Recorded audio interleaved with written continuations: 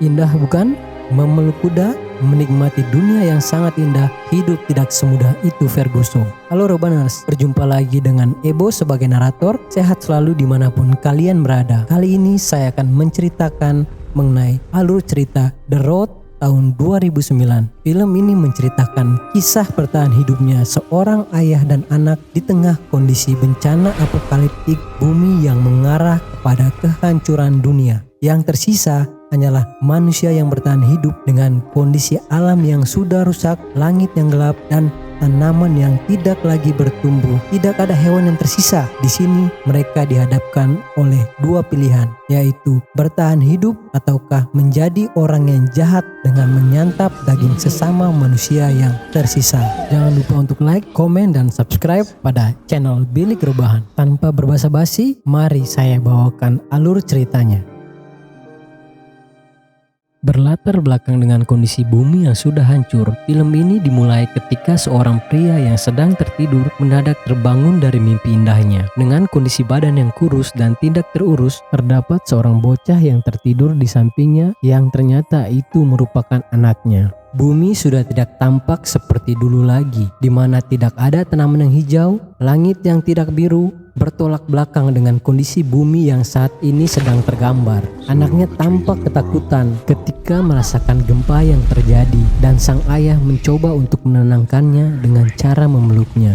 Cerita dimulai dari informasi sang ayah mengenai kondisi yang terjadi di saat itu, di mana dia menyatakan bahwa pada jam 17.00 dia melihat cahaya terang dan tiba-tiba dia kehilangan kesadaran. Sejauh daya ingatnya, kejadian itu terjadi pada bulan Oktober, di mana semakin hari bumi terlihat sangat gelap, dingin, dan seakan-akan dunia akan mati secara perlahan. Tidak ada binatang yang selamat dan semua tumbuhan telah mati. Dalam waktu dekat terlihat seluruh pepohonan akan tumbang dan segera musnah.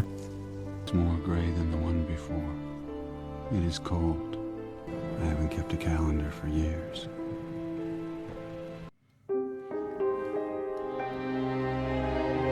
Setiap kali mereka melakukan perjalanan, mereka harus bersembunyi untuk mencari tempat perlindungan di mana para survival ataupun penjahat yang membawa senjata demi mencari makanan, mereka akan melakukan segala cara untuk menjara ataupun membunuh sesamanya. Tepatnya setelah setahun kejadian itu terjadi, seluruh bangunan telah terbakar dan terjadi kanibalisme di berbagai macam tempat yang disebabkan oleh pasokan makanan yang berkurang. Dengan kemudian terdengar suara yang kencang dan mereka terbangun.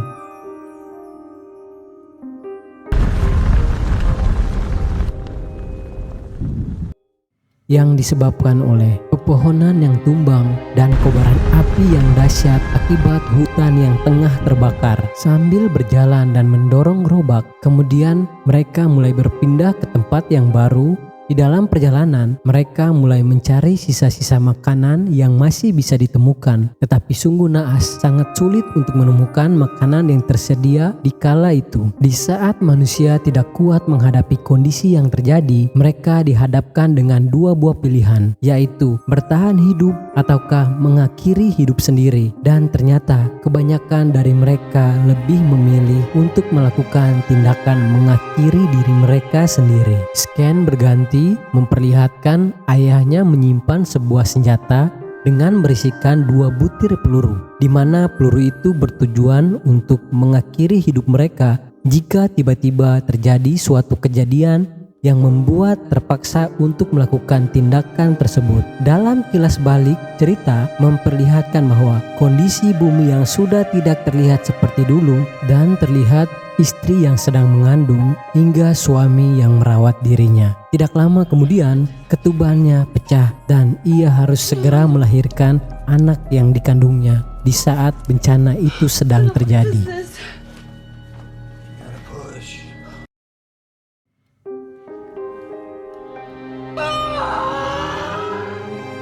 Kilas balik itu membangunkan suaminya dari mimpinya. Tidak lama kemudian, dia dikejutkan dengan lewatnya rombongan penjahat bersenjata di dekat tempat mereka menginap. Mereka berlari ke dalam hutan. Di saat salah satu dari penjahat itu ingin buang air kecil, tidak sengaja dia melihat mereka berdua yang sedang bersembunyi. Sambil mengancam dan menggunakan pistol, ayah itu menyuruh penjahat itu untuk tidak memberitahukan teman-temannya di mana mereka sedang bersembunyi di kala itu.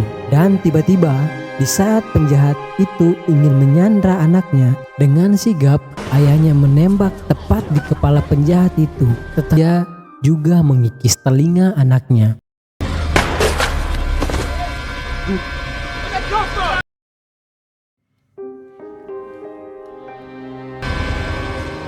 Sambil membopong anaknya yang pingsan, dia berlari menjauhi para penjahat. Kemudian mereka bersembunyi hingga para penjahat itu pergi. Setelah menunggu lama, akhirnya mereka memutuskan untuk kembali mengambil keranjang yang mereka tinggalkan di lokasi sebelumnya yang mereka tinggali saat itu. Dalam kilas balik, sang istri mengeluarkan 2 buah peluru yang tersisa dan memberikannya kepada suami sambil berebut menjelaskan bahwa seharusnya dia sudah melakukan tindakan bunuh diri ini sejak lama, karena jika mereka tertangkap, mereka akan dibunuh secara sadis dan para penjahat akan memakan diri mereka.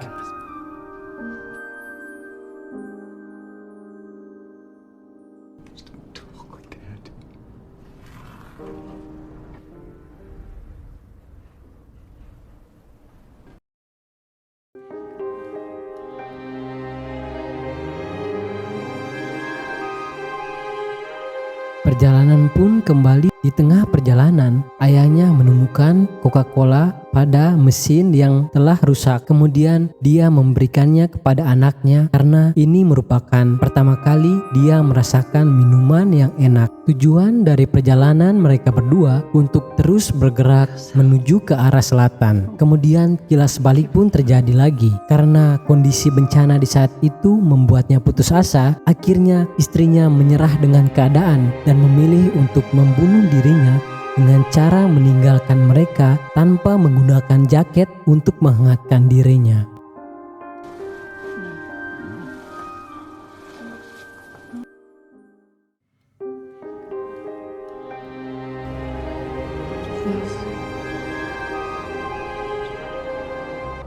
And the coldness of it was her final gift.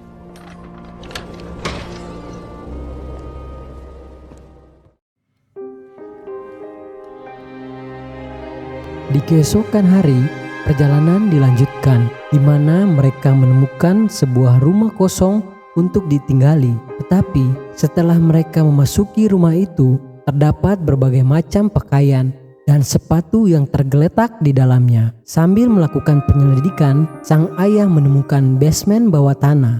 Karena penasaran dengan isi basement, dia mencari alat bantu untuk membuka basement yang terkunci. Dan mereka menemukan sesuatu yang tidak terduga di dalamnya.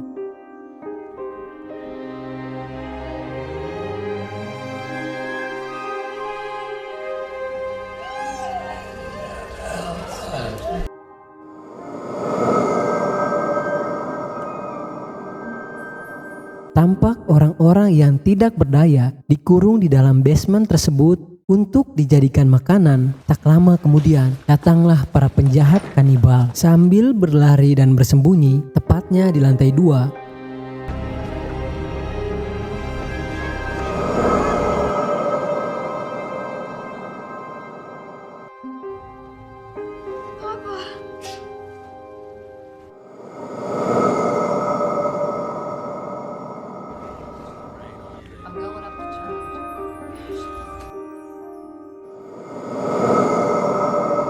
Tiba-tiba dari basement, para tahanan mencoba melarikan diri, dan dalam kesempatan yang terjadi, mereka mencoba untuk kabur dari rumah itu. Akhirnya mereka pun berhasil dengan cara melewati jendela dan hingga akhirnya bersembunyi di dalam semak-semak. Sambil menunggu malam, akhirnya mereka pun kabur ke dalam hutan. Ayahnya berpesan kepadanya, mereka tidak boleh memakan sesamanya meskipun di dalam kondisi kelaparan sekalipun. Sambil melanjutkan perjalanan, mereka melewati seperti rumah ayahnya ketika di masa kecil. Saat sedang berada di rumah itu, sang anak melihat seorang anak kecil di rumah sebelah. Dia mencoba untuk menyapanya, tapi anak itu kabur. Dia mencoba untuk menceritakan kejadian itu kepada ayahnya. Tentu saja ayahnya tidak mempercayai dirinya, karena di saat itu bertahan hidup dengan anak kecil bukanlah hal yang mudah, lebih lagi jika dilahirkan ketika bencana kiamat sedang terjadi. Kembali lagi mereka melanjutkan perjalanan hingga tiba di sebuah rumah kosong. Mereka berteduh. Dari kondisi yang dialami oleh sang ayah, terlihat sakit parah yang diderita dan batuk yang tidak kunjung usai. Sambil berjalan di belakang rumah, mereka menemukan bunker. Sang ayah mencoba untuk membuka dan ternyata terdapat banyak makanan yang tersedia di dalamnya.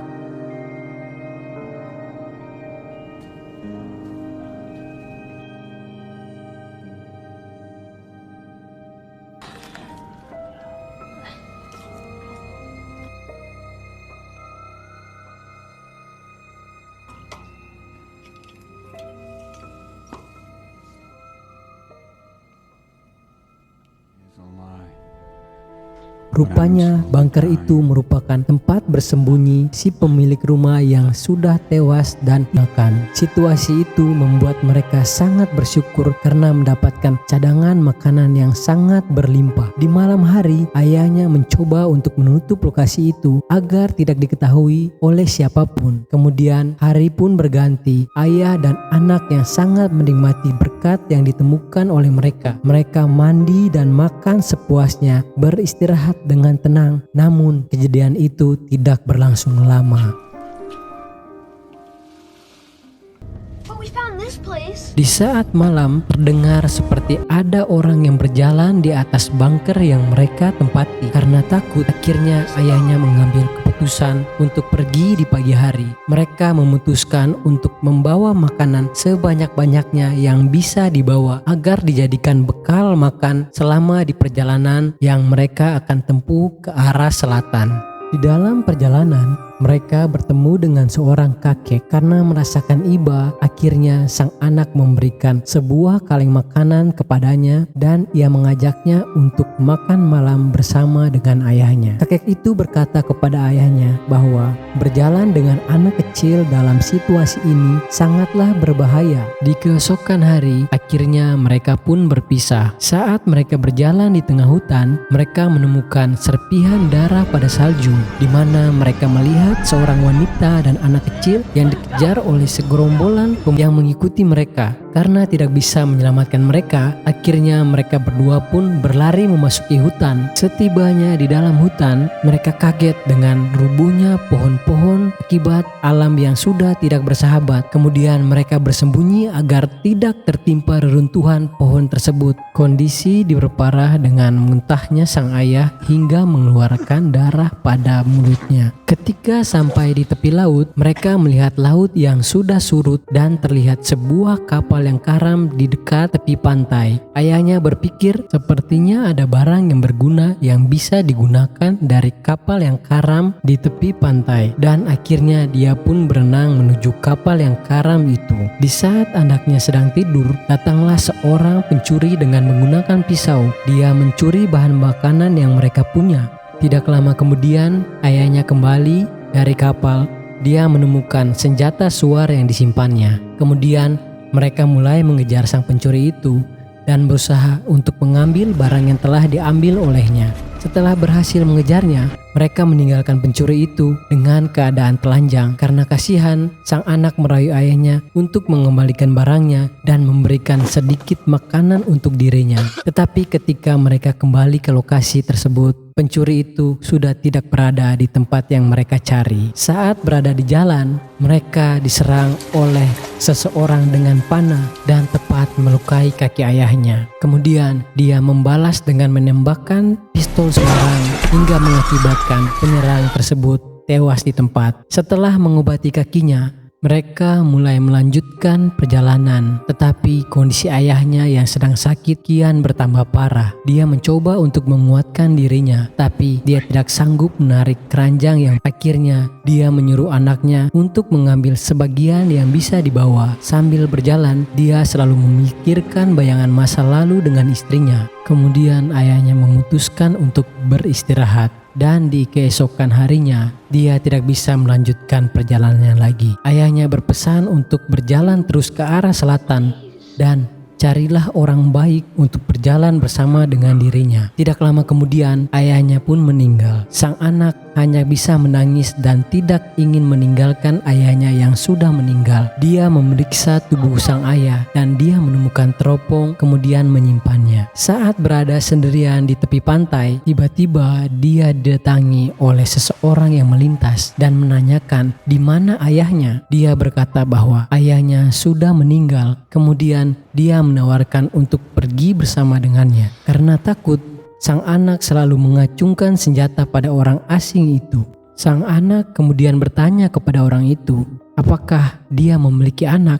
Kemudian dia menjawab, iya, saya mempunyai sepasang anak perempuan dan lelaki. Dia terlihat baik dan tidak berbahaya. Kemudian anaknya pun mulai memutuskan untuk mempercayai orang itu dan dia mulai mengikutinya. Dari percakapan yang terjadi, anggota keluarga itu telah mengikuti mereka dari bunker yang sebelumnya mereka tempati. Ternyata firasat anak itu tentang anjing yang sedang mengendus bunker ternyata ialah benar. Demi keselamatan mereka, keluarga yang mengikuti mereka selalu menjaga jarak dengan dirinya dan ayahnya. Karena mereka tahu bahwa ayahnya mampu untuk menjaga dirinya. Dan di saat ayahnya meninggal, dia menemukan orang baik seperti nasihat ayahnya, di mana mereka bisa membantunya dan merawatnya hingga melanjutkan perjalanan bersama-sama dengan dirinya.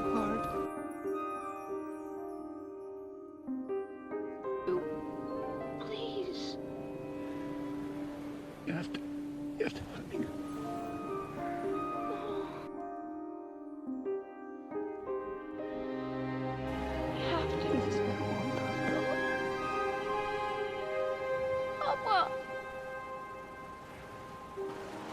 Dan film pun berakhir. Terima kasih, sampai bertemu lagi di alur cerita berikutnya.